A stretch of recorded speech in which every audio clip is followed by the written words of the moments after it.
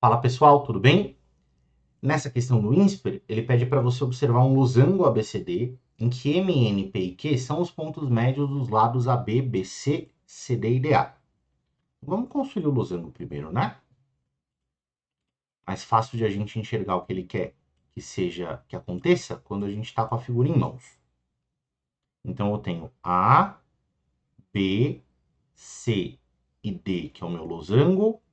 O ponto M é o ponto médio do lado AB. O ponto N é o ponto médio do lado BC. O ponto P é o ponto médio do lado CD. E por último, eu tenho o ponto médio do lado AD, que o exercício pediu para você chamar de Q. E aí ele fala, um dos ângulos internos desse losango mede alfa, em que alfa é um ângulo agudo. Vou colocar o alfa aqui no vértice A ou no vértice C. Lembra que o losango tem ângulos opostos que são suplementares. E ele pede para você decidir que tipo de quadrilátero é MNPQ. No olho, para esse losango que a gente construiu, isso parece ser um retângulo, certo? Isso já direciona a sua intuição para um caminho correto da questão. Mas o problema com o qual você precisa lidar é que, às vezes, é só um paralelogramo.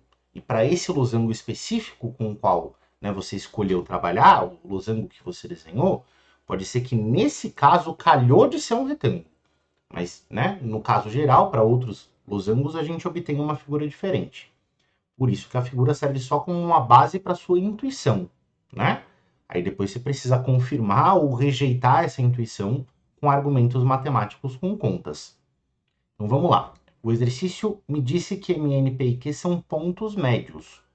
Se os lados do losango são todos iguais, porque essa é a definição de losango, essas metades que eu criei para os lados são também todas iguais, né? Não importa para qual lado eu esteja olhando, a metade dessa medida vai ser igual para todos, porque todos tinham a mesma medida lá no começo. Isso significa que os triângulos que a gente formou ao redor dos vértices são todos triângulos isósceles. Eu vou pedir para você observar, primeiro, né, esse triângulo AMQ. Deixa eu desenhar aqui no cantinho o triângulo AMQ. Ele tem um ângulo, ele é um triângulo isósceles que tem um ângulo igual a alfa, né?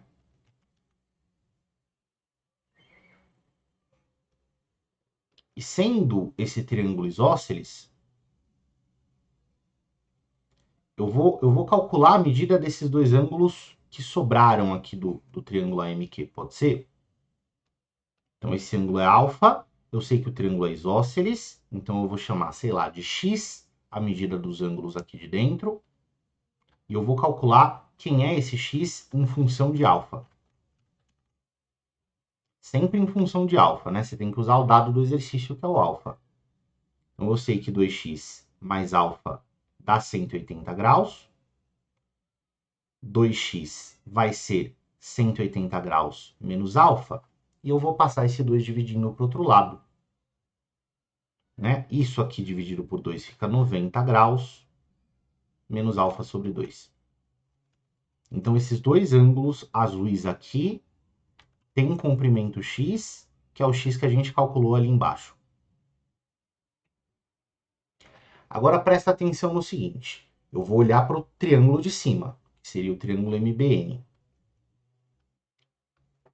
Quando a gente está falando de um losango, você não pode esquecer que a gente está de fato falando de um paralelogramo também, né? Todos os losangos são paralelogramos.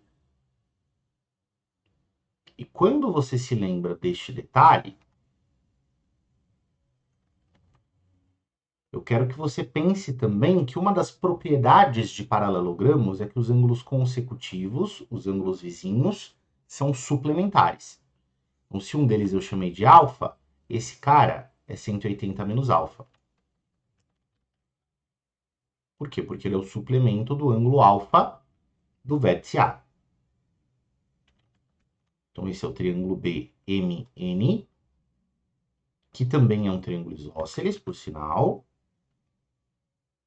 Eu vou chamar esse ângulo aqui. Esse ângulo aqui é o 180 menos alfa. E eu vou chamar os outros ângulos que não são conhecidos, mas que são iguais, porque o triângulo é isósceles, de y. A gente tem que 2y mais o 180 menos alfa vai ser igual a 180 graus. Porque isso é um triângulo, né? A soma dos ângulos do triângulo é 180. Só que esse 180 do lado esquerdo vai cortar com o 180 do lado direito.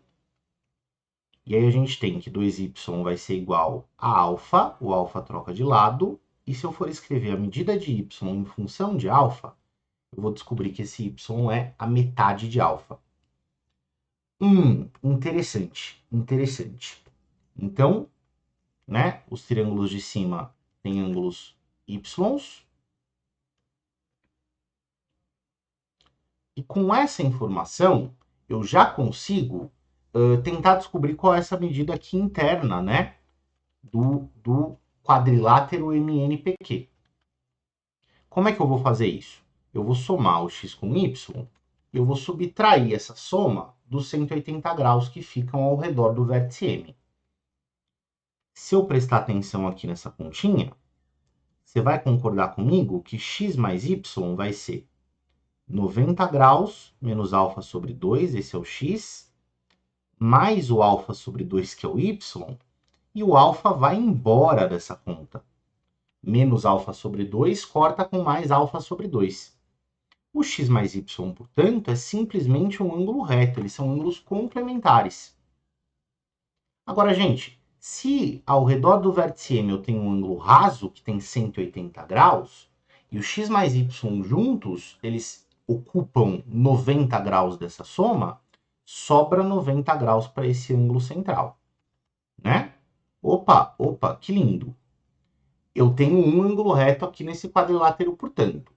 Mas veja bem, não é só um ângulo reto, porque essa mesma conta que a gente fez, né, em relação ao vértice M, vai se repetir em todos os outros vértices desse quadrilátero.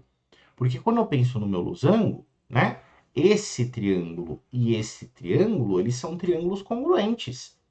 Eles são congruentes pelo caso lado, ângulo, lado.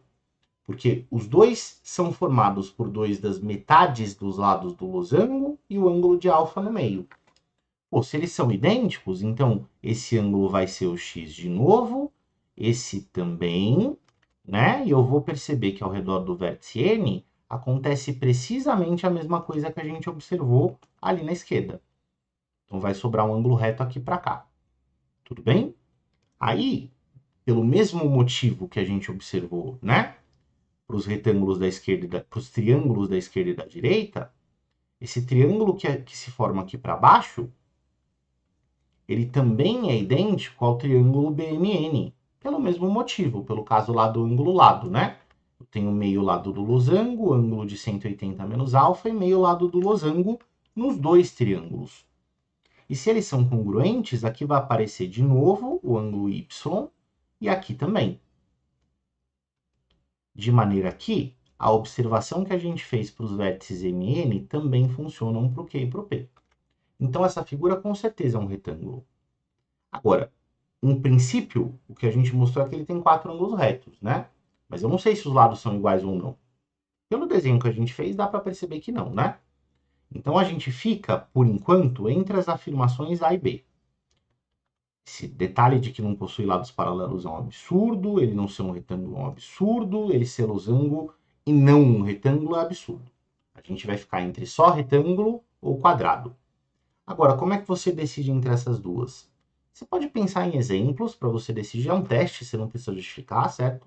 Pense em exemplos para você tirar essa dúvida rapidamente, mas perceba aqui, o triângulo que é formado aqui para a esquerda, o triângulo AMQ, e o triângulo que é formado aqui para cima, o triângulo BMN, eles são formados, eles começam com a mesma medida de lado, né?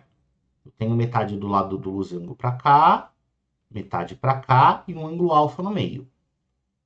Tenho metade do lado do losango no BM, metade desse lado no BN e um ângulo de 180 menos alfa primeiro.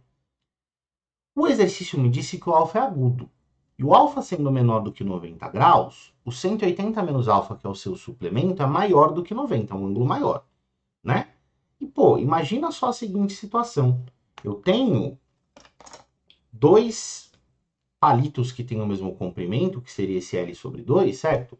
E eu vou abrir esse palito para formar um triângulo. Então, esses são os dois dos lados do triângulo, certo? Eu vou completar esse terceiro lado com as pontinhas dessas minhas canetas.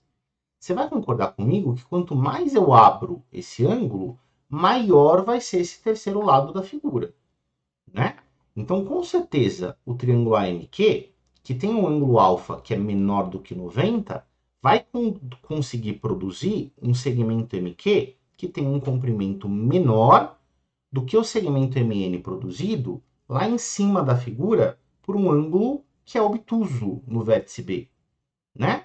Então, sabendo que esse ângulo alfa é menor do que o ângulo de 180 menos alfa que fica no triângulo de cima, e que os dois triângulos, tirando esses dois ângulos, são formados pelos mesmos lados, eu tenho a garantia e a certeza de que esse segmento MN é com certeza menor do que o segmento MN, não é? E se ele é menor do que o segmento MN, eu tenho um retângulo que não tem lados iguais, que, portanto, não é um quadrado. Tá bom? Então, a gente também descarta essa afirmação e a gente fica com a afirmação B, que diz que essa figura é um retângulo, mas que não é um losango, porque não tem lados iguais. Tá bom? Espero que você tenha entendido. Até mais.